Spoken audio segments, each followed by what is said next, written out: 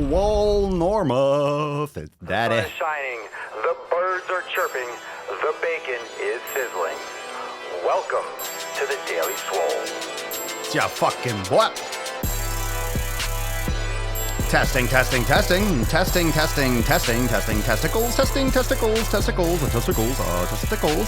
Oh, welcome everyone to episode 1276 of the Daily Mother Swole, the most muscular swolecast, beercast, broadcast, gangcast, mancast, pimpcast, sleazecast, and slaycast in the realm, because not flex, you flex, we all flex our biceps. What's going on, beaches, booshes, bustas, hustlers, and ye old hoes? It's your boy, Papa Swole. Everson K2 flexing on you. What's up, beesh? What's good? Welcome to the Sunday Funday Q&Anus. Now today is a special Q&Anus because I am streaming on both platforms. So those of you that are subscribed to the Daily Swole channel and those of you that are subscribed to the Swolenormous channel, you are getting ass raped with some amazing content right now. You're getting a double alert and, a warning for those of you that are not familiar with the podcast, earmuffs if you have kids around, because I say whatever the fuck I want, as I normally do in my content, so this should be no different. If you want to subscribe and catch the live streams every day, make sure to click the link in the description below. It's at the Daily Swole. It's the Daily Swole podcast, but you can find it here on YouTube, and I stream every single day. So hit your notification bell, subscribe, and all that good shit. And of course, a little alert. So this might not be a necessarily every weekly thing. So don't get your hopes up. Just make sure, if you want weekly, make sure you go over and subscribe to the Daily Swole. But we got some big announcements. So as everyone comes in and starts getting their feet wet, pinch their nips a little bit, get a little bit warmed up, I'm gonna go over some things that are coming up this week. Reminder for everyone that is in Swolenormous X, tomorrow is accountability meeting. So major releases tomorrow for Swolenormous X members. We have brand new Swole season action. We got a brand new yoga class and brand new recipes and major alerts, and major updates to unlimited memberships. I'm going to be announcing that tomorrow in the meeting. So do not miss it. Make sure you hit that. Make sure you sign up for the event in the private Facebook group and all that good stuff. So if you want to get access to all that, you go check out swolenormousx.com. The link's in the description down below. And you can get started for as little as $2.99. $2.99. If you don't have $3 to join, you need to reevaluate your fucking life. If you don't have $3 fucking dollars, you need to reevaluate what you're doing and maybe get a job that gives you $3 because it's so fucking awesome. It's less than the price of a peppermint latte. Is that what we're doing now? What does Starbucks do around Christmas time? What's their new latte drink? Because I've been saying it's less than the price of a pumpkin spice latte, but I'm gonna have to advance my content. I'm gonna have to get more current with that, whatever they serve around the holidays. So what do they serve? Drop that in the comments if you go to Starbucks and you know what they try. Fucking rainbow fucking jizz candy cane latte. Anyway, so that being said, cheaper than your peppermint flavored jizz coffee. Fuck yeah, Nicholas. All right, Nicholas, you ready? You ready to moderate, motherfucker? We got some good moderators here. We're ready. Okay, so right now, this is the Sunday Funday Q&Anus. If you're brand new, this is how it works. You ask questions, I give answers. I answer as much as I can. If you are being rude and trolling and ruining the experience for other people, you will be kicked the fuck out. So I don't mind if you swear. You can swear, you can say whatever the fuck you want, but if you are disturbing the force, if you're trolling, and if you're spamming, you will be booted, okay? Because this is a safe space to make sick fucking gains, all right? We don't do safe spaces. We just don't deal with assholes. So as long as you're asking questions and you're participating, otherwise go watch the Disney Channel. They are streaming all the time. Disney Plus is available for you. Here we go. All right, let's see. Still pumpkin till after Thanksgiving. Oh, they milk that shit, huh? They milk that shit. They fucking milk that shit. So much cheaper. It is. It's less than the price of a pumpkin spice latte, but it's like $2 less. It's like 50%. Peppermint mocha. Ugh. Gross. I often don't have $3. Diana, come on, fam. Let's go. Just go on the side of the road and kind of pull up your stockings a little and be like, hey, you want to make some $3? It's so easy. It'd be so easy if prostitution was legal for a woman to make $3. Ooh. Wow. What are you going to do for $3? Don't do it. I'm joking. Not really. It's kind of true. Always on the grind. Fuck yeah. How'd you guys do today with Pumpelstiltskin? Did you guys work out today? who got their pump on today. Today is a recovery day for me. Gonna do some yoga, gonna do some foam rolling and shit. I need to get in deep. Daddy needs to get in deep. I need to fucking dig into that shit. So let's get those questions going. Here we go. Candy cane drink, gross. So, all right, question time. Question. So I know the comments are a little bit delayed when I see them. So drop your comments down below, drop your questions in the comments, and we'll get started. So now that everyone got their alerts, everyone's here, share, tag, yell from the rooftops, Papa Swoleo's live. I'm live. Let me do an Instagram story while you guys fucking do that. Riv Rocks, I don't drink Starbucks, but I'm a sucker for anything mint chocolate flavored. Uh-oh. Remember, no dirty dicks, fam. It's holiday season, no dirty dicks. You wouldn't suck a dirty, bleeding AIDS dick, so don't eat shit food just because it's available. Be smart. What's up, fam? Here we go. We're doing an Instagram story. We're live. Sunday Funday Q&Anus. Come follow daddy. Come follow daddy. Oh. What's up, fam? Here we go. Look at that. That's how you fucking do some content right there. Boom. That's high quality content. That's HQC right there, fam. There we go. Well, it's Sunday. It's probably a beautiful day on the weekend. That's what's great about the podcast. If you're available, we're here. I'm here whether there's 0 people or whether there's 1,000 people. That'd be nice if there's 1,000 people watching live. We'll get there eventually. Now that Joe Rogan isn't doing his shit live anymore, now maybe I'll get I'll pull from that. Why would you go off live? It's so sketchy. It's sketchy when you're live for a while and then you stop going live. It's like, all right, you're editing these fucking things. It ruins the experience, in my opinion. If this wasn't live, if we didn't do this live, it wouldn't be the same. I love the live cast. I love being in the moment. And when you're here, you're fucking here. When shit goes down, it goes down live. Can't fucking do it. There we go here. Is it just high volume lifting? What are we talking about? D2H? All right, here, first question. Here we go. Question. The Q&Anus has begun, so go. What do you recommend for cardio, or is it just high volume lifting? What do I recommend for cardio? Whatever you enjoy. You don't have to do cardio. It depends. Look, let me preface this. If you do cardio, it better be towards getting your goals. Don't just do... People need to stop fucking doing things just to do them. A lot of people go to the gym to be busy. They go to the gym and, I'm in the gym, so anything that I do, if I feel tired, I did my shit. What's your goal? If cardio will help you get closer to your goal, you can do cardio for general health, but don't do cardio for fat loss. Don't do cardio to get in better shape. Use it as a component of an all-encompassing program. You shouldn't just be doing cardio stuff, and you shouldn't just be doing lifting stuff. That's why in Swolenormous X we do the strength training, we do yoga, meditation. There are cardiovascular components as well, and there's cardio components. So do what you enjoy and add that in if you're doing everything else. Don't do cardio if you're not doing yoga. Do yoga first. So some of you have limited times, limited availability to train. If you're not doing yoga already, do yoga first. Cardio can come at the end. You can go for a walk. That's considered cardiovascular activity. Go for a walk. You don't have to go and beat the shit out of yourself on a bicycle or a spin class, but you need to be doing your mobility first. I say strength training and yoga and meditation, and then after that, you can sprinkle in some cardio as needed. So whatever you want. That's just kind of getting your heart rate up and, blah, blah. But it's overrated. Overrated in terms of like getting lean and shredded and ripped. You don't need to do it for that. But it's good to work all aspects of your body. So cardio definitely has benefits, but it depends on what your goal is. So put that into context. Good question. Scientifically, and by the way, there's a lot of questions. There's a lot of comments that scroll up. So if I miss yours, you can just ask again because I do scroll. I try to keep current. So if I just stay on one question, all of a sudden I have to scroll for a minute or two. So just make sure that you stay current and just repeat your question if you didn't get it answered. But don't spam. If I see you asking the same question 10 times, just blasting, I won't answer it. Scientifically, intuitive eating is the most natural. What do you think? What's scientifically intuitive eating? I don't even understand what that means.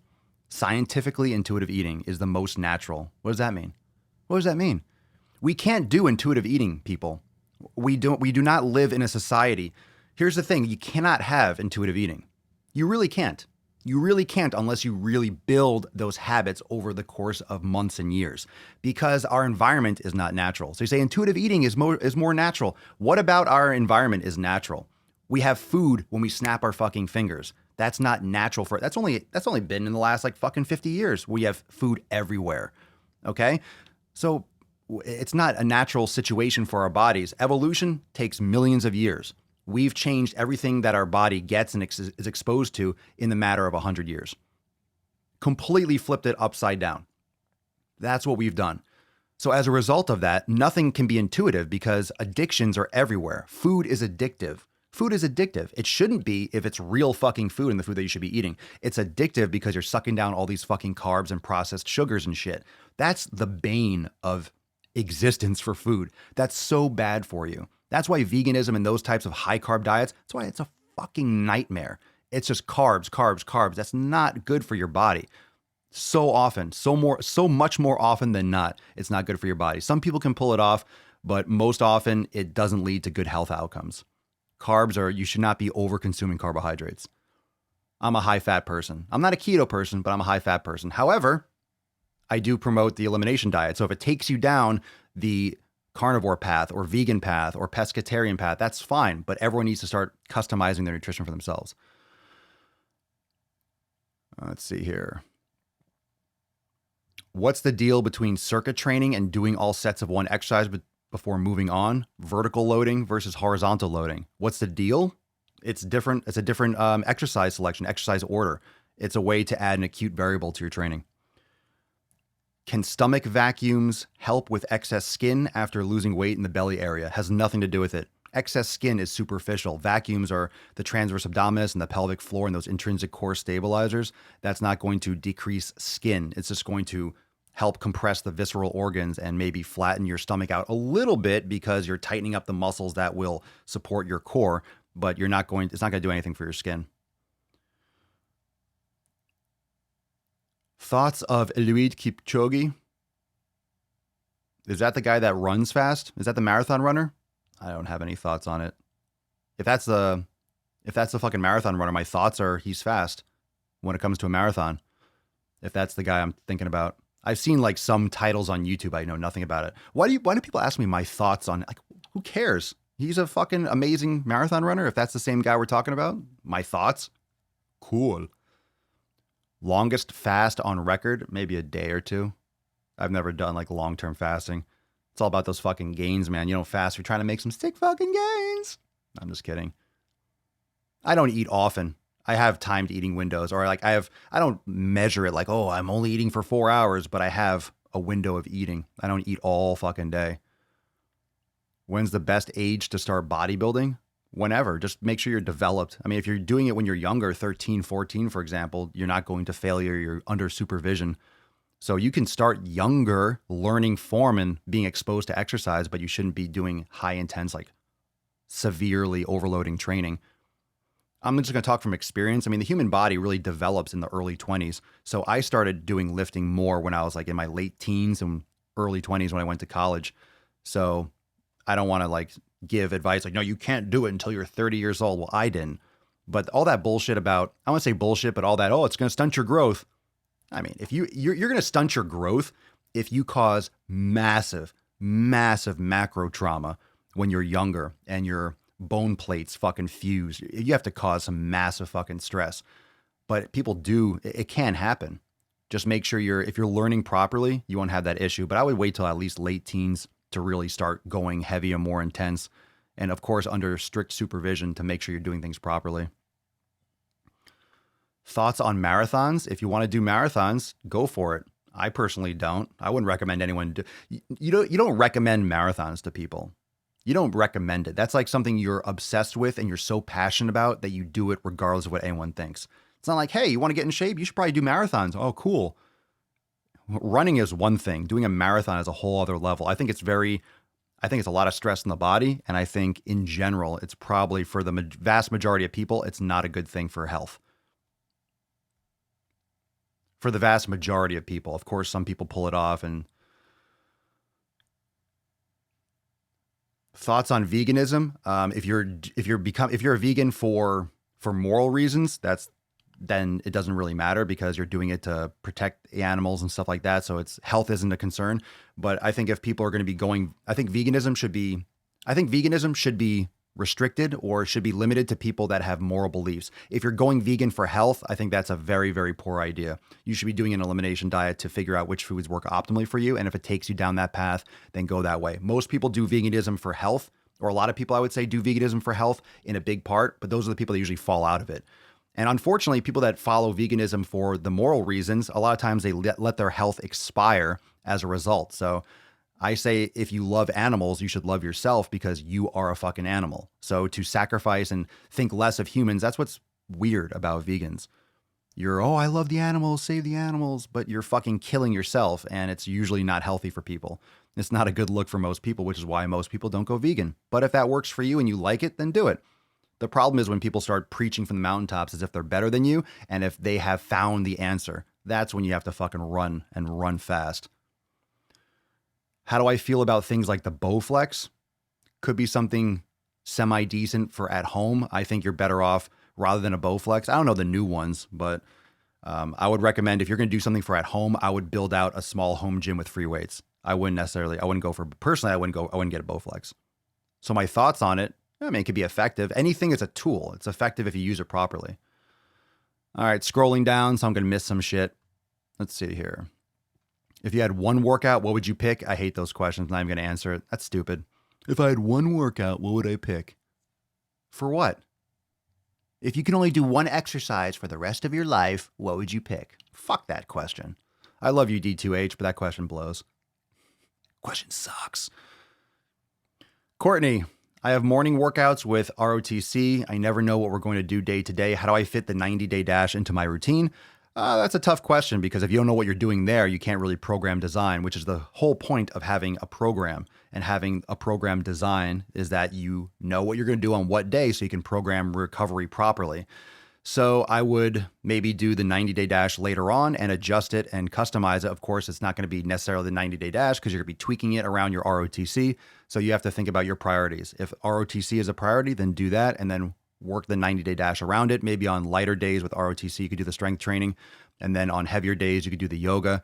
But you're going to be really kind of just customizing your own program. It won't really be the 90-day dash because you're going to be fatiguing yourself with other activities. But I would just work it around that way. I would just do the ROTC first, and then based on the intensity, you can swap around the days or kind of adjust the week and do your best. It's a good question, but that's kind of what the point of a program is. What's up, Ole? How you doing, bro? Had a lot of spare time at work the last couple of days, so been catching up on some old podcasts. Awesome content popping. Nothing better than get paid to pound the knowledge cock. Oh, yeah. Swallow it all. Yes, yes, yes, yes, yes. Do I own shirts? I do. I actually have one of the Fuck Your Pumpkin Spice shirts laying there right there. Do I own shirts? I do. But guess what? I don't have to wear them unless I want to. So I don't even, you don't even know if I'm wearing pants right now. Wah, wah, wah. Is the elimination diet the same as the Whole30? I don't know what the Whole30, I've never actually looked at it. So I know the Whole30 is like, eat these foods. So it's possible, but I also have customized it a little bit and adjusted it. So I do not know the details of the Whole30, nor do I give a shit. I really don't care what other people are doing. We have an entire system inside Swolenormous X for that very reason, because a lot of the bullshit outside overcomplicates things. And what bothers me about the Whole30 or that kind of concept is that it has like the 30. Okay, you can't be thinking short term with your nutrition. And if you're doing an elimination, you should be doing it for longer than 30 days anyway, which is, I'm assuming, why the 30 is in that name. So I think it's really important that you avoid any kind of like dogmatic branded approach when it comes to that type of stuff and follow the fundamental principles, which is what we outline inside Swolenormous X. Let's see. Thoughts on HIIT? I think it's a fad. I think it's very, very popular right now because it could be shorter periods of time and people feel like they did a lot of work. People feel sweaty. People feel exhausted. So they equate that with a job well done, where in fact you should be training according to what outcomes you want. A lot of people do HIIT training and then want physical results. Hey, I want to look like a bodybuilder. I want to look like someone who has a great physique, and they do HIIT training. All right. I mean, it could be used for cardio. I wouldn't personally use that as the major form of training unless that's going to lead you to the results that you want. A lot of people do CrossFit and HIIT and all these group exercise classes and think they're going to get abs and, proportioned shoulders and think they're going to look a certain way when they're just doing random shit. It's like, hey, let's get sweaty and exhausted and lie on the floor in our puddle of our own sweat. But it's not really targeted. A lot of it's random because when you go to it, here we go. When you go to, and a lot of these workouts are kind of with the same mentality as a group exercise class. When you go to a group exercise class, whether it's CrossFit, fact, you ready? Whether it's CrossFit, whether it's, a standalone little studio or something, whenever you go into a group exercise class, whether it's HIIT training, whether it's CrossFit, whether it's cross training, they want you to come back. Okay. They want you to come back. So they are going to oftentimes, I would say 999 times out of 1,000, they're going to give variety in their training, in their workouts, at the expense of proper program design. Because when you're doing random shit, there really is no solid, conscious program design. Because when you have a group class, you can't progress everyone the same way. You can't design a program that everyone can scale. You really can't when you're in a group, when you're doing a lot of random exercise. There's too many moving pieces or too many moving variables. So it's very high risk for that reason. Now, some boxes and some gyms and stuff are better than others. But when you have, for example, that you need to stimulate, you need to excite people so they're coming back and paying $150 a fucking month to use free weights. You need to add that variety to stimulate the brain so they feel like, oh, wow, this is new. Oh, wow, that was so hard. So these gyms and these places tend to just push people to that exhaustion limit. So people feel like, oh my God, I was wiped out. So fucking brutal. And then you're always overloading. You're always going to that brutal level. You're always crushing yourself because they're always trying to make it seem like it's getting better and harder. And just making something harder and more challenging doesn't mean you're getting better at anything. Doesn't mean that you're actually losing weight. Doesn't mean you're getting healthier. It just means your body is pushed towards its limit. So a lot of these places just tend to try to crush people. So it seems like it's still working and that it seems like it's still challenging. So they keep on paying. So.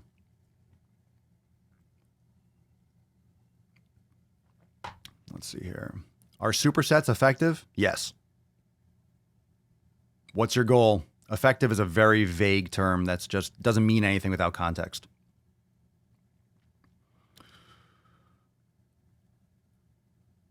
Working out is MESC. Make every set count. All right. We're just creating acronyms for just whatever we can create an acronym for. Let's just do it. Make it sound extra special. Make every set count. Obviously. We don't need an acronym for the fucking common sense, do we?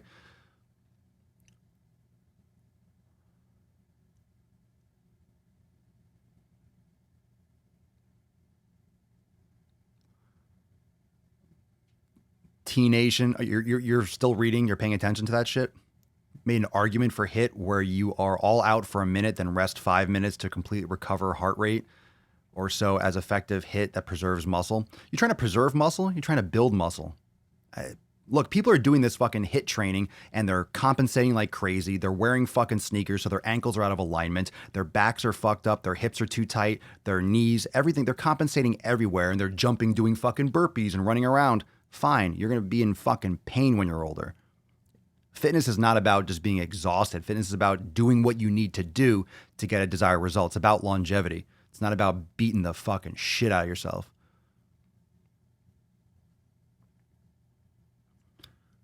What's up, Raven? Since I work construction and staying the 90DD? Staying. What does that mean? Construction and staying the 90-day dash. Should I add more yoga into my routine to recover better? Sure. Most of what overtraining is under recovery. So if you think you're overtraining, it's possible, but your chances are you're just under recovering. You're not giving yourself enough time to recover, and you're not planning and you're not scheduling your workout properly. So under recovery is a larger risk than overtraining. So because you could see people that, holy shit, they're doing so much workload. How are they not burning out? Because they've built up to that capacity, they've built up that workload, and they're also recovering properly. That's why yoga and mobility and foam rolling and proper sleep and hydration and nutrition is so important. So a reminder for everyone that's here, if you're not subscribed to the Daily Swole channel, make sure you click the link below and hit the subscribe button because we go live like this every single day. Every single day. This is episode 1276. And today I decided, you know what? Let's stream on all channels. What the hell? what the heezy. It's not going to be every single week, so you don't want to miss out on the daily live cast. So take a moment, click the link below, and make sure you subscribe to the Daily Swole for the daily live streams. Earlier, you mentioned horizontal or vertical training. Horizontal means you're doing all the sets for one exercise. Vertical means you're doing one set for each exercise and repeating. That's the detail. That's what vertical versus horizontal training. So circuit training can be circuit training is kind of like HIIT training. It's like, minimal rest. You're going one, boom, boom, boom. It's more endurance based. Circuit training is more endurance based. You're doing less rest between. It's not optimal for, vertical loading doesn't have to be circuit training. You can rest 2 minutes between a set, but why would you do, let's say, a bench press and then wait 2 minutes and then do a squat and then wait 2 minutes? It's like, you could do it that way. That's not my preferred way, but that's just what vertical loading means. So vertical loading can be circuit training, but circuit training, that name circuit training, refers to shorter or minimal rest between exercises. So it's still vertical loading, but it's called circuit training when you go really like back to back with no rest. So Taylor, when I squat, I feel it in my knees and quads, never in my glutes. You feel it in your knees? That's extremely bad. I have proper form. Do you now? Maybe you don't. If you feel in your knees and your quads, it's not proper form. And warm up with light running. So maybe you should stop with the light run. Chances are, okay, let's unpack this a little bit. Any suggestions on what you should do to target glutes? Yes. First off, if you're running, you're probably running heel to toe. So you're smashing on your joints, you're smashing on your knees and your lower back. So you're probably running heel to toe, on a treadmill. So the heel to toe running, the shoes, that's fundamental problem of improper human movement, number one. When you are squatting with proper form is relative to what's going on inside your body. So it might seem like, hey, how do you know you have proper form? Do you have a professional strength coach watching you? Are you videotaping yourself? What you can do is do glute activation first, but that's going to take time. So you need to make sure that you're doing things like lateral tube walking, maybe single leg squats, hip bridges, yoga is excellent. And also, if you're doing squats, something that can activate your glutes more during the squat is to use a resistance tube around your lower thighs, just above your knees. That way, it will encourage hip abduction while you're doing your squats. So that's a good way to take pressure off and kind of cue the body to activate the gluteus medius more and create more lateral stability when you're doing your squats. But I would definitely look into doing more yoga and mobility because chances are your ankles and your hips are pretty damn tight. Oh, yeah. So does Max Stone. So less rest between sets make less gains. Not necessarily. Context. If you're the general principle, so anytime you get how many of you are personal trainers in the audience? Any of you have a personal training certification, read through those books and stuff? You'll see, if you do 15 to 20, it's endurance. You do 8 to 12, it's hypertrophy. If you do 1 to 5, it's strength. These are general principles. You're building strength on many different levels. You're building endurance on different levels. These are just general guidelines. Like if you stay within this range based on scientific studies, these variables lead more towards a strength output or outcome. These variables lead more towards a muscle size, hypertrophy outcome. These lead towards more aerobic capacity or endurance outcome. So when it comes to more or less rest, if you want more muscle strength and you're doing more strength training, you're going to need to rest longer between sets because your body has to replenish ATP stores and that high intensity output energy resource. That's why when you do strength training, you don't do like a heavy max or like 5 reps on a bench and wait 30 seconds and do it again. You're probably barely going to get a rep. And the reason is because your body has to repair and replenish ATP stores. And it takes 3, 4, 5 minutes to do that, to even do a set that might be close to the same output as your first set. With hypertrophy, you want more of a moderate weight load, maybe 60, 70, 80% of your max. And you're doing 6, 8, 10, 12, 15 reps closer towards failure, but you're doing more sets, you're doing more volume, you're creating more overall work capacity because you're doing, let's say, 3, 4, or 5 sets, and you're doing 8 to 12 reps. That's much more than 5 sets of 1 rep. You're doing 5 sets of 1 rep, you're doing 5 total reps. If you're doing hypertrophy, let's say you're doing 5 sets of 10 reps, that's 50 fucking reps. 5 sets of 10 reps, 50 reps. So you think of the volume, and if you're working more towards failure, that's going to create more adaptation for hypertrophy. So it depends on what your goal is. Again, everyone tends to think, hey, I want to get in shape. Let me do CrossFit. I want to do in shape. Should I do HIIT training? And then I want to lose weight. Let me do keto. Like, these are not the right approaches to start a diet or training. People just think, hey, if I'm exhausted and wiped out, that's going to be good. Well, that's why a lot of people quit, because they think they have to beat the fuck up out of themselves all the time. They end up getting hurt and they fall out of their routine. I want to lose weight. Let me do keto. Keto is not a weight loss diet. Vegan is not a weight loss fucking diet. People do this shit and fall out of it because it's ridiculous. You're trying to skip to the end of a marathon. That's like whatever you're saying, that like Kipchoge guy, whatever. That's like you waiting till mile 25 to just run out and try to beat him. So you can't skip to the end. You have to put in all the fucking work and lay that foundation. What's your opinion on kinesio tape? Have I tried it when they first came out? We're talking like, when did the kinesio tape first come? Like 6 years ago, a long time ago. I used it for a little bit and I stopped. What's my opinion? I think it's a lot of psychology. I think it probably does have some benefits if it's done really right, but most people don't know what they're doing with it. I used it. I remember it seemed like it did a little bit of help, but it could also be psychological because it's creating a little bit of tension, like a little distraction, a little misdirection. It's pulling on certain muscles in certain areas. So you feel the tension somewhere else. So you're not paying it. It could be. I'm sure like if you look it up and you do your research on kinesio tape, I haven't checked in, but I've used it a little bit. It felt kind of good, but I'm not going to fucking tape myself. Like, why? If you're having injuries, here's the thing. If you have injuries, you should be fixing the fucking problem. If you think, oh, well, my shoulder hurts, let me put some tape on it and go train. That's a stupid idea. You're fundamentally fucking yourself in the ass by doing that because you're just volunteering yourself up to further injury. It's not going to prevent worse injury.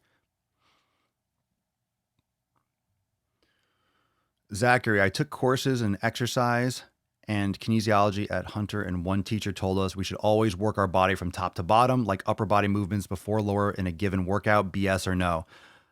I have never. Why? That would only work if you're doing a full body workout. It sounds like complete BS. I would work the areas that you need to work first. If you're doing a total body workout, I would not do squats last. I would not fatigue my entire body and then try to do heavy squats, for example. I would start with my larger muscle groups first. Always. With that logic, you would be doing your biceps before you do fucking squats, which is stupid. So it sounds like BS. Sounds like absolute nonsense, which is very much like most education. Because think about it. You look, and I have a degree in exercise science, but you go to school and you have, I got a degree. Okay. What really happened with your degree? You were in a room and one dude or one woman told you something. That's your degree. You had 15 or 20 people over the course of 4 years. I mean, how many teachers do you have? Let's say 50. You had 50 people telling you things. There are 7.5 billion people in the fucking world. You're going to trust like a few people. Oh, this person told me that. I don't care if you're in a room and I don't care if you paid $5,000 for that course. It's silly. One person is telling you one thing. It's a weird, education is a weird thing. It's weird. Make sure you Google, listen to podcasts, read books. You're better off for it. Not that you didn't learn anything, Zachary. And not that I learned a lot and I'm sure you learned a lot too. But when you have opinions and stuff like that, it's like, come on, there's no fucking logic behind that. Pole Lioness, what sleeping position would you say is most practical? Depends on what you prefer. Depends on your body structure. Depends on what you like. I mean, your mattress is gonna relay that a lot to you. You're not gonna be able to sleep on your side as easily if you're on a hard surface. So I think the most practical for the most people is going to be like in a side position with like a body pillow with one leg over to neutralize the spine. I think that's probably generalized, and you could put something on your bottom shoulder so you don't like crush your rotator cuff in your shoulder. But I think most people are probably better off side sleeping, but it depends. I don't think anything is more practical. Whatever helps you sleep deeper and without pain, blah, blah, blah. Everyone's different. It's a good question. I generally don't sleep on my back. I can't do it. I never really fall asleep if it's on my back unless I'm exhausted.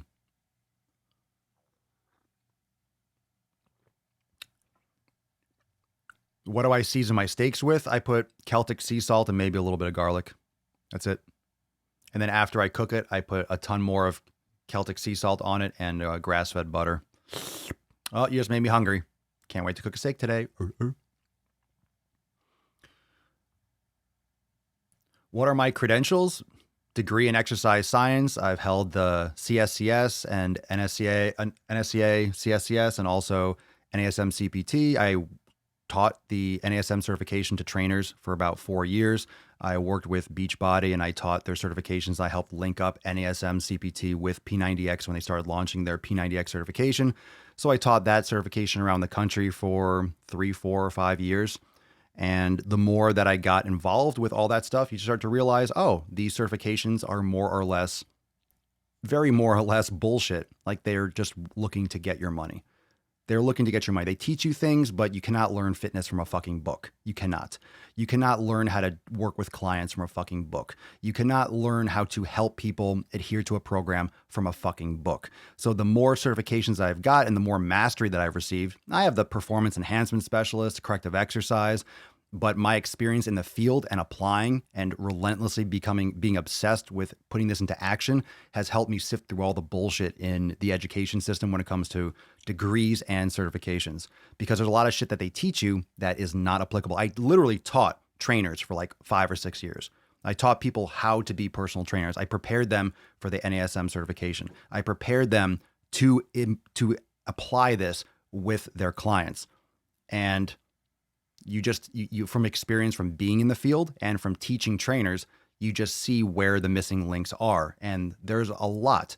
And of course, with the CEU is like, hey, give us more money and pay us so you can still say that you're certified from us. A lot of it's just a big circle jerk to get more money. So if you're not obsessed with your career and making it and learning and educating yourself, do not think that you're going to get a certification. You're going to be a trainer. Don't think that. Oh, I got a certification. I'm a personal trainer. Good luck. That's just that's the first step. Anyone can take a test and pass it. Do you look the part? Are you practicing what you preach? Like, it's psychology. It's being in person with people. It's sales. It's marketing. That's why a lot of personal trainers just work hourly and step by step. They don't know how to build a business. Like, there's so many different aspects to it. And the education system is not designed to help you thrive in today's environment. It's designed to, oh, you got the right question, you got the right answer, you spit back what we wanted you to spit back, cool, give us money and go on your way. And it doesn't really teach people the proper tools, why you get a lot of jabronis that are trainers. So long-winded answer, but there you go.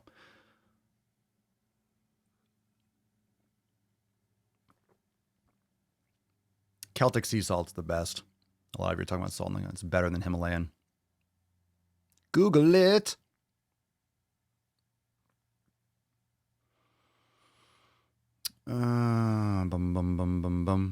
Non-training question. Ever miss the ambiance, coldness, coziness factor of coming in from the cold and warming up by the fireplace? Fuck no. Not to mention breathing in smoke from a fireplace is probably one of the worst things you can consume. I know a lot of you are going to be like, oh shit, but a fireplace and smelling that smoke and burning wood, it's terrible for you. It's so bad. So I do not miss it at all. I might go visit in like a couple weeks, but it's nice. Like, oh shit, it's fucking cold and it's novel for a little bit. Then I come back and I can fucking go get some sun. Get the fuck out of here. Perma-summer is the best. Perma-summer is the best. Do I think nutrition certifications are pointless in obtaining? Yes and no. It doesn't matter. Here's the thing. It doesn't matter what certification you get if you're not providing quality information. And a lot of these certifications are so dogmatic in their approach, or they're trying to cover a lot of things. So they're going to tell you a lot of shit like general. Oh, here's how you calculate a macro. Ooh, there's 4 calories per gram of carbohydrate. A lot of this stuff is archaic knowledge. Information changes so quickly, and your personal experience is going to map so much more long-term than just a static certification. So when you get a degree, all of a sudden it's like, okay, you got a degree that's 15 years old, 20 years old, 50 years old. Life moves on. Things change every fucking day. So you have to be on the cutting edge of things. So in terms of a nutrition certification, I would never pay attention to someone because they have a nutrition certification. I would never be like, oh, you're nutrition certified? Okay, cool. That doesn't mean anything. It doesn't. What are they saying? How are they delivering their content? What's their message? You can have a degree. You could be a doctor and be a fucking psychopath idiot. We've seen it. You could have a PhD and be a fucking moron. These are people that are good at taking tests. These are people that pass. You want to get a degree? You need to give them money. They want your fucking money. You want a certification? What's the trade-off? You give them money, they're happy, and they'll make a test for you to pass. All right? That's how it fucking works. It's a business. It's for profit. That should be enough information for you. It doesn't mean it's bad information, but it just means that you need to really filter what people are saying. You need to have a head on your shoulders that you can discern the bullshit from, okay, this person has a good point. Everyone's going to have a different opinion and everyone's going to have a different approach, but are they practicing what they preach? Or are they just a charlatan that's trying to, oh, go here, go here? Are they planting their flag in one thing? Anyone that's only planting their flag in, in keto or vegan or this, you run. You have to really you have to really take perspective from someone who's only dogmatically just shoving one thing down your throat. Why? Why are they doubling and tripling down on one thing, on one way of eating when there's 7.5 billion people that all eat different ways? How is your way the only way? It doesn't make any fucking sense. So that's a good sign that someone's full of shit or trying to convince themselves or just trying to create some kind of fucking following just because. That's why I don't plant my flag in any one nutrition manner. I will share and I'll talk about what I eat and I'll talk about my mindset. But inside Swolenormous X, we have vegans, we have pescatarians and vegetarians, we have people that do keto and paleo. That's why the elimination diet is the number one way, from my experience, from practicality, from applying it over a breadth of thousands of people from around the world. We have people from around the world in Swolenormous X, and everyone is doing well with the elimination because you figure your own shit out.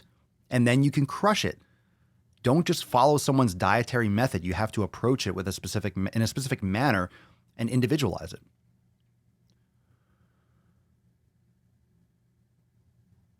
Mariah, should people who suffer from sleep paralysis use guided meditation? I want to get more into it, but I'm afraid of, quote, getting stuck. I have no idea what I've never heard. I mean, I don't have any experience with sleep paralysis. Getting stuck? That sounds scary as shit. I have no idea. I would speak to a professional about that. I would talk to your doctor, or I don't know the details of sleep paralysis. Grass-fed beef is hard to come by? No, it's not. You just order it. Go online, Google it. There's tons of sites. How bad is normal beef? Very bad. I would never, look, when I say very bad, no, it's not. Study show. You want to get your products from a healthy creature. 100% grass-fed. That's the only way. Do not invest in these fucking CAFOs and these feedlots. It's not good. You're getting a sick and dying animal. I would never eat grain-fed beef. Avoid it. That's my opinion, so you can take it for what it's worth. I think it's worth a lot. It's worth fucking gains. There are a lot of stories. Look, it used to fuck me up. I used to eat all that low-quality meat and chicken, and it fucking destroyed me. I was acid reflux. I felt like shit. Bloated. So then I cleaned out. I think I went either pescatarian or vegetarian for, I don't know if it was full vegan, but I got rid of everything because I was like a lot of people. I saw a documentary. Holy shit, look at this meat, blah, blah, blah. I cut it out. So then meat was evil and meat was bad for like 6 months. Got rid of my acid reflux. I went completely alkaline, all that stuff. But then I was just craving meat so bad. I really wanted it. Like I felt it in my DNA, like in my spine. But when I came back, 100% grass-fed beef. It was very high quality, everything. Never again. So then I realized, oh shit, it's not that meat's the fucking enemy. It's just the quality is everything. So that's when my whole paradigm shift of nutrition, quality is everything. It's not about, oh, meat's bad. Yeah, shitty meat is fucking bad. Meat's not bad for you. Is keto bad for someone with diabetes? You'll have to talk to your doctor, but a lot of people go keto and have even reversed their diabetes or have a lot of benefits. So I don't think it's bad. I think it's actually probably beneficial, but I would make sure if you're diagnosed and you have diabetes, I would check with your doctor. I'm an ex-college athlete. Since graduating, I gained 30 pounds. I work out 4 times a week for 30 to 40 minutes. Please help. I don't have time to work out more than that with my internship. That's not even a question. That's a statement. Please help with what? Sounds like you're doing great. Check out your nutrition. Get on it. It's not even a question. Recently, a documentary called more game changer shit, made the argument that gladiators were primarily vegetarian in support of veganism. Did I hear about this? It's a stupid fucking argument. It's a stupid, mindless argument. Gladiators were fucking slaves. They were fed the dregs. They're not going to give them high quality like beef products and shit. You're going to give them beans and rice and the leftover shit. These are people that they were going to die for entertainment. And they were big, probably if they were muscular or if they were strong, it was in their best interest to be that way so they wouldn't get fucking slaughtered by a lion. So that's a terrible, shitty argument. Gladiators were fucking slaves for entertainment purposes. They were disposable. So they weren't fed anything quality. So it's actually an argument against veganism. That's the stupidest fucking argument. It's so dumb.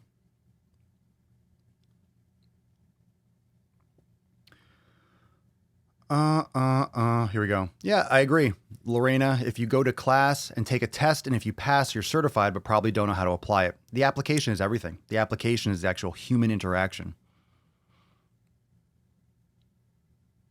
Scrolling.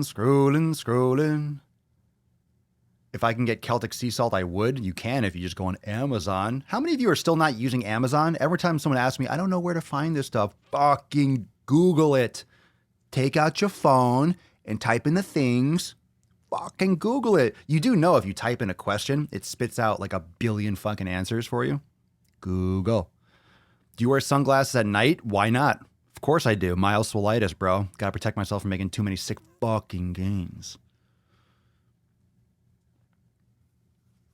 Aren't people like Jim Stepani good examples of having a PhD and not knowing much, if anything? Just Jim? Hashtag just Jim?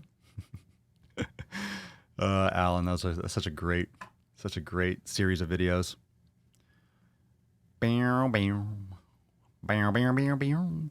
Let's see. Questions. Make sure if you're asking a question, people, use a question mark so I can, that's a question. I can pick it out. We'll be here for a few more minutes, so keep on going. A reminder, while we have a little bit, while I'm not seeing any questions for a second, make sure that you subscribe to the Daily Swole channel, okay? So that's in the link below. It's also in the related channels. Make sure you go and subscribe. Blow that channel up. Here's a little cross promotion for you. We do this every single day. Not the Q&A, but you can catch a live stream every single day and jump in. Sometimes I answer questions, but you're getting that knowledge cock slapped across your face every fucking day. So don't miss it over on the Daily Swole channel.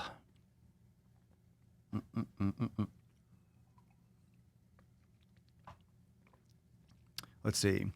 He always says obesity. Who are we talking about? Scroll. Is it better to bulk until desired size is achieved, then cut, or go through bulk cut size? That is what a bulk cut cycle is. If you're bulking until... No, just eat healthy and eat in a slight caloric surplus and keep on lifting heavy and you'll grow. I never did bulking and cutting. I just ate well, ate big, and lifted hard, and you gain. Like, you'll gain. Most people don't have... Here, okay, let's rage a little bit on this. People don't want to make progress, whether it's weight loss or weight gain. Think of all the variables that need to be aligned to make optimal results. People think, hey, I'm going to the gym and I'm eating more protein. How come I'm not seeing results? You have to get your sleep in order. You have to be eating right, eating either, caloric deficit, caloric surplus, the right fucking food so you're feeling energy to work out, so you're repairing properly. I forget what number one was. Training hard, eating, sleeping right, making sure you're mobile so you're not getting hurt, whatever, all those things. You have to do everything, and you got to be consistent. Most people don't do shit we're not talking about 30 days. We're not talking 60 days. We're not talking 90 days. You need to be doing this for months and years, and that's why people don't get fucking results. So be relentlessly consistent for 5 years and you'll get fucking results. Give me a break. You'll get fucking results because over the course of those months and months and months, you're tweaking things, you're adjusting, you're learning. But if you don't love fitness and you don't want to get obsessed with it, then fine, then be happy with mediocre results and you'll get mediocre results. But if you want to put amazing effort in, do it, but you have to do it regularly. That's why most people don't get results because they don't put in that fucking ridiculous effort for years. And a lot of people don't like to hear that, but look, you want a college degree or whatever, you go for 4 years. You want to become a doctor? Oh, that's high level. You got to do 10 years, 12 years, residency, specialty, 15 years, whatever it is. Okay. No one complains about that. Like, wow, you're a doctor. Like, oh, you're up at the top. Well, that same thing with fitness. You want to be that kind of doctor level with fitness? Train for 10 years. Boom. No one's training hard and doing everything right and fucking real focusing and fully invested in it for 10 years and sees no fucking results. Give me a break. The fuck out of here. Let's see. Amazon's the shit.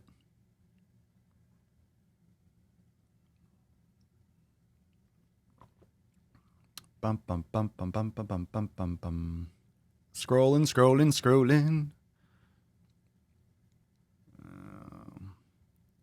Do you eat the same meals every day? More or less. I eat the same types of foods and stuff. Organ meats and grass-fed beef and sweet potatoes, some vegetables now and again. Plenty. But you need veggies. Well, most people, when they eat meat, they eat shitty meat. They eat lean cuts of shit meat, lean cuts of grain-fed meat, and they don't eat any organ meats. So if you're eating 100% grass-fed beef, fatty cuts, you're eating organ meats, you're getting tons of fucking nutrients. Tons of nutrients.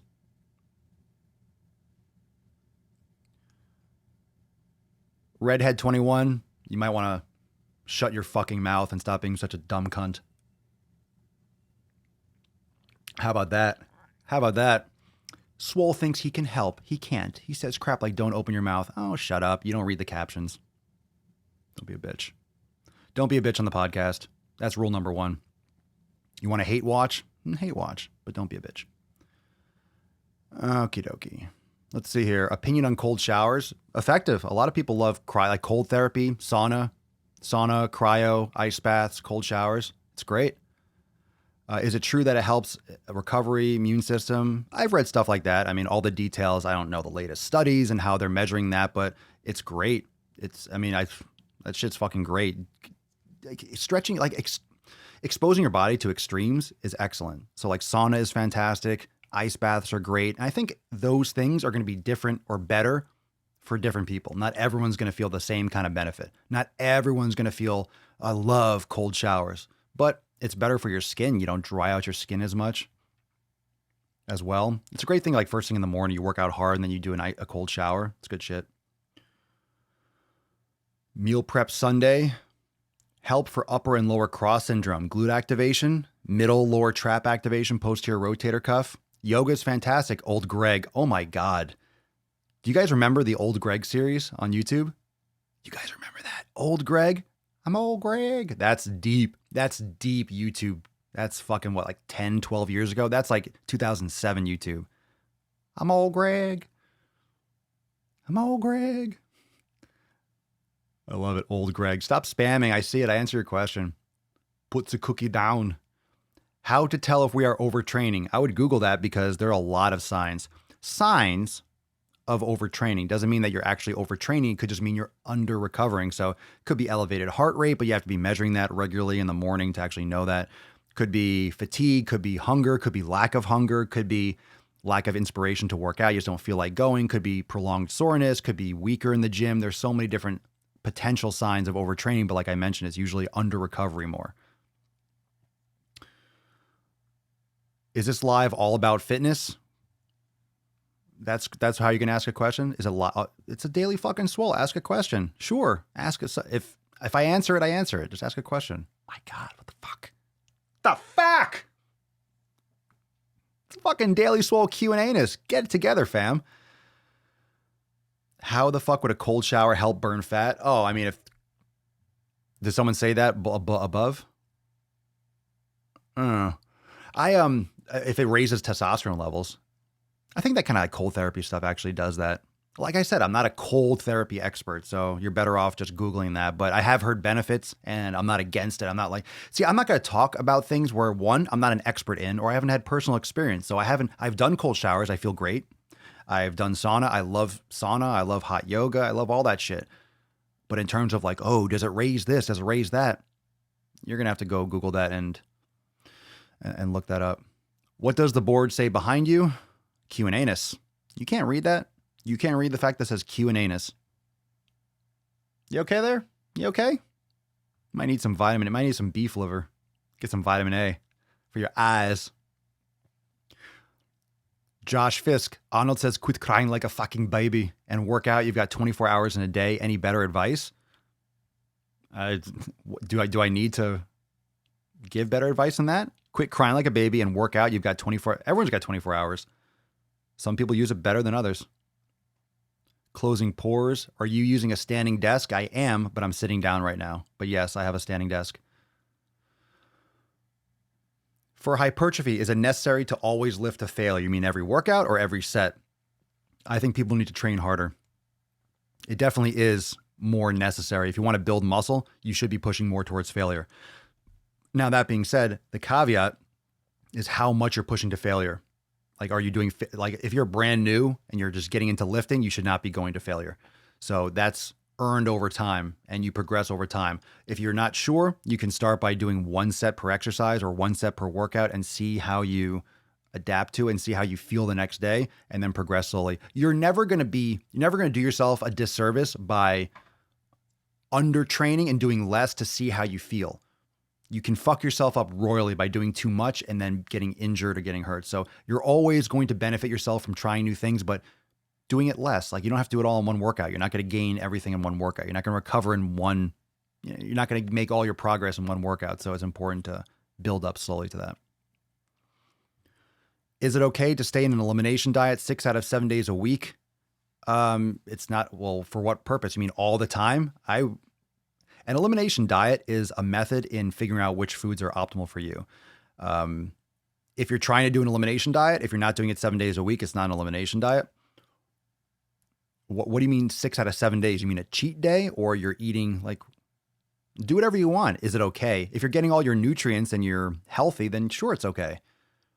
Because an elimination diet doesn't mean you're getting rid of all macros it just means you're getting rid of a lot of the excess crap. But remember, a proper elimination diet is a clean sweep. It's like wiping out your hard drive. It's starting from scratch to systematically test foods over the course of 2 or 3 months to figure out which foods work optimal for your body. Again, most people don't do it because most people don't have patience and willpower and they're not committed enough. They're not disciplined enough, but it's very, very efficient. If you've done an elimination diet, drop in the comments. An elimination diet is fucking amazing. And inside Swolenormous X, the Nutrition Jumpstart series, the Nutrition Jumpstart Manual, the kitchen walks you through it every step of the way. And Swolenormous X members are just fucking loving it, seeing tons and tons of progress. So highly recommended. What can I sub prone press for? Why would you sub prone press? You could do cobras. You can do external rotations. You can do scapular depressions. Why would you sub it? Why don't you do it? And with other things, I need more context why you would be subbing for it. Or you want something in addition. You're welcome, Mario. You the man, bro. Love your support every day, bro. I appreciate it. Does an elimination diet help with sugar addiction? It sure can. With any kind of addiction, you really need a strong community around you. Whether if you don't have one in person or a support group, or let's say you're not a Swolenormous X member, like, you need support because you're going to want. Why do you think when people do AA or these types of addiction? Now, I'm not an expert. I'm not an addiction expert. So a lot of you might have some more recommendations. But when you have, let's say you're in AA, you also have a sponsor because you need someone to fucking go to and, like, you're having a craving. That's why you have a support system. That's why those groups are effective, because you have a sponsor, you have someone looking out for you. And that's what we do inside Swolenormous X. Is it helpful to do lower body exercise to lose belly fat? Not really the right question or the right concept, but you should be training your entire body. You can't spot reduce fat. So working the largest muscle groups in your body will definitely be effective in mobilizing fat all over. Mariah, off subject. We'll see. I'll be the judge of that. Do you think we will look back on this era and think that we overdiagnosed depression? Of course. Of course. Is mental health being overdiagnosed like we did ADHD in the 2000s? That hasn't changed. The diagnosis of ADHD is fucking through the roof. Everything's being overdiagnosed because there's too much information. There's too much information. Now, every time someone feels sad, oh, you feel sad. Oh, here's an upper. Oh, you feel like this. Here's ADHD. Oh, here's a medication. Oh, here's a depressant. It's absolutely getting overdiagnosed. Absolutely. Do you know why? It's because people aren't exercising. They're not eating the right fucking food. If you eat better, you're not going to need most of these medications. You're not going to need all this stuff for fucking heart disease and blood pressure and anxiety. If you're doing yoga and meditating and exercising and eating right, it's fucking stupid. It's fucking stupid. So yes, I agree. You know, eating right will solve so many of the problems. Eating right and exercising. That's it. You don't need most of this shit. I'm becoming famous. We had 3 trolls today. Now we're on the main channel. A lot more subs, a lot more people are potentially seeing this podcast. So am I becoming famous? No, fucking famous. Who knows? I think it's harder to get famous now. It's easier, but it's harder. I mean, famous used to be like, oh, you stand out. You're an actor. No one else, because there's limited ways. Now there's millions of famous people with following. So who knows? I think you get it. I think as much as you get more following, I think you disappear into the background because there's so many people that have big followings. Can working out too late in the evening possibly keep you up later at night? For sure. Absolutely. You're fucking amped up. Your sympathetic nervous system is through the roof. Your heart rate's up. Everything absolutely can keep you up at night. That's why I avoid working out at night. Just like coffee. Nicholas, you're probably watching on the Daily Swole channel. You're probably... Is the restream... Is that crossing over? Is that what's going on for the Swolenormous channel? You're probably seeing that. Depends on where you're watching from. This is the first time I'm streaming on both channels. I'm streaming on the Daily Swole and on the main channel. You know, it's funny, on the main channel, we have what, like 80,000 subscribers, and there's like 100 people. This fucking YouTube does not give a fuck about live broadcasts. They don't give a shit. They don't give a fuck. No one sees live broadcasts. This is why originally I removed the Daily Swole from the main channel. Just fuck, they don't give a shit. They don't care. Is fasting a good way to lose weight? Sure. Caloric restriction, not eating as many calories, is a great way to lose weight. Whether you're fasting or not is irrelevant, but fasting is good for you. Fasting is a natural facet of human evolution. You'd be surprised. Cold showers help close pores. It helps with less acne. Your diet. You want less acne? Cut out the dairy. Do an elimination diet. Your skin will clear up. I eat high fat. I don't eat fucking, my skin has never been better. Never been better. I'm telling you. A lot of you probably have cut out dairy and you see improvements in skin.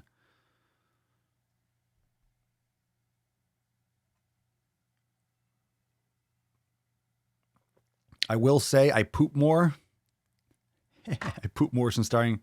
Cool. You should be pooping every day, once or twice a day.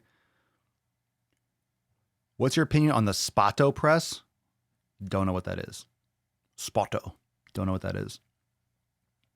I think everyone's shocked when you ask me a question. I'm like, I don't know. It's like, he doesn't know what a Spoto press is? Fuck. You don't need complicated shit to get results in the gym. I've gotten where I am today without doing a Spoto press. Maybe I have done it. I just don't know that name. Help me with my gains addiction. I will not. I will not help you with your sick fucking gains addiction. Let's see. Scrolling.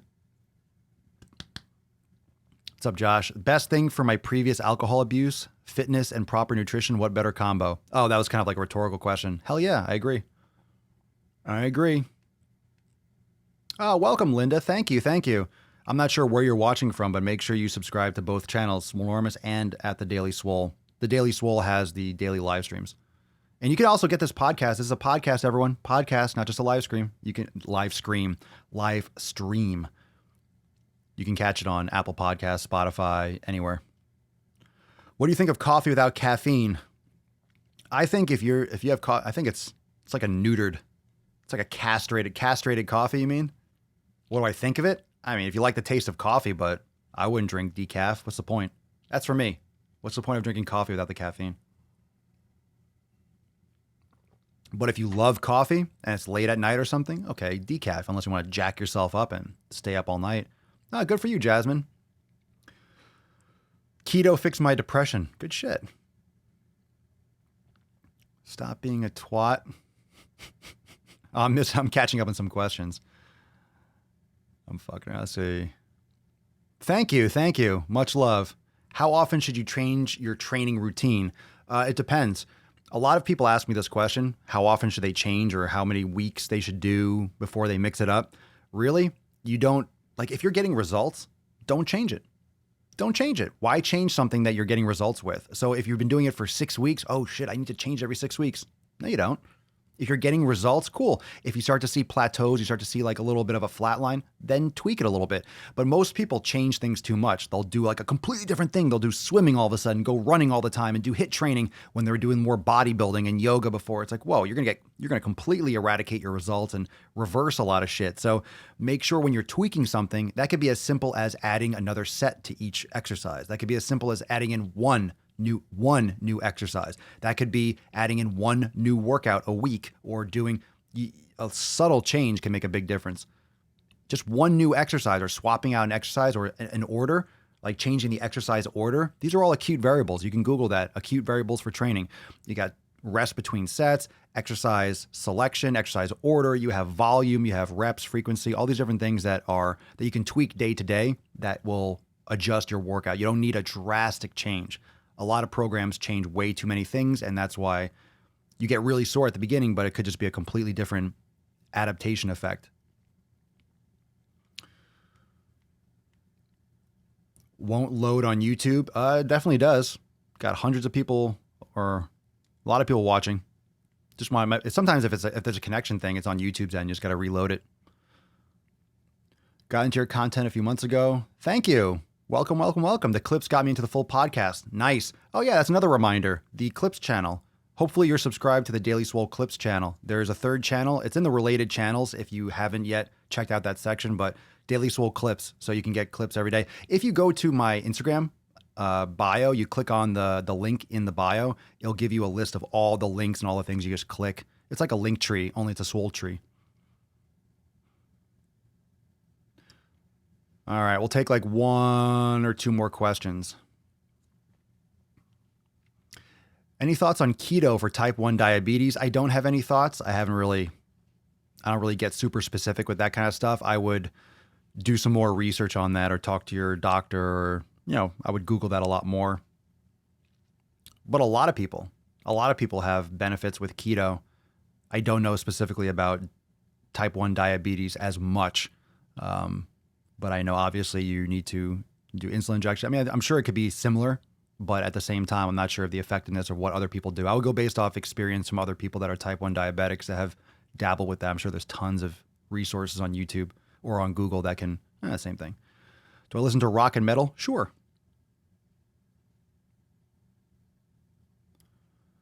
When the hell did a third channel happen? The Daily Swole Clips has been there for a while, for several months, maybe 6 months or so.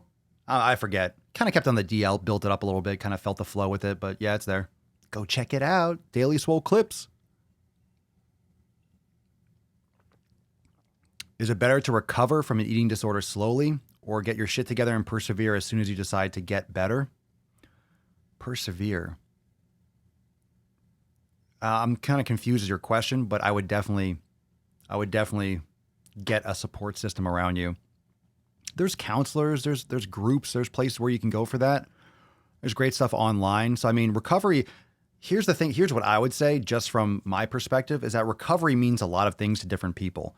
Some people can jump into a fitness program, right, and do training and get their nutrition and do both at once. Yeah, I never worked out before, but I'm fucking going all in and I'm training, I'm doing yoga, I'm eating better, I'm doing this. Some people can go cold turkey. Some people can fucking go all in and do everything at once. And then some people need to do one thing at a time. They need to go after the nutrition first and focus on that. Go after the training first and get on a good schedule and build those habits and then add the nutrition aspect of it. So everyone's different with how they're going to change their shit. Katoria, I'm stuck doing low impact because I have weak knees. Any tips to stay low impact but still get nice legs? Start practicing yoga. That'll help the stabilizer muscles in your legs. Do I go to Athlean X Live? No. I haven't. It is ending. This means I have to fold the laundry. Ha. Fold that laundry. Ooh, I got to get the laundry. I'm doing laundry right now. All right. Do your balls ever get sore from slapping so many chins? Nope. I built out a tolerance. I've built up a work capacity to slap my nuts on a lot of chins. I've built up that callus. I have a big fucking callus around my sack. It's like those, the metal balls that hit when you have those things on the desk, the pendulum type of thing. Yeah, the energy conservation. Got like fucking ball bearings down there. All right, fam, here we go. We're closing out. Monday, tomorrow, accountability meeting for Swolenormous X members. Now, here's a little reminder. We do this every single week on the Daily Swole channel.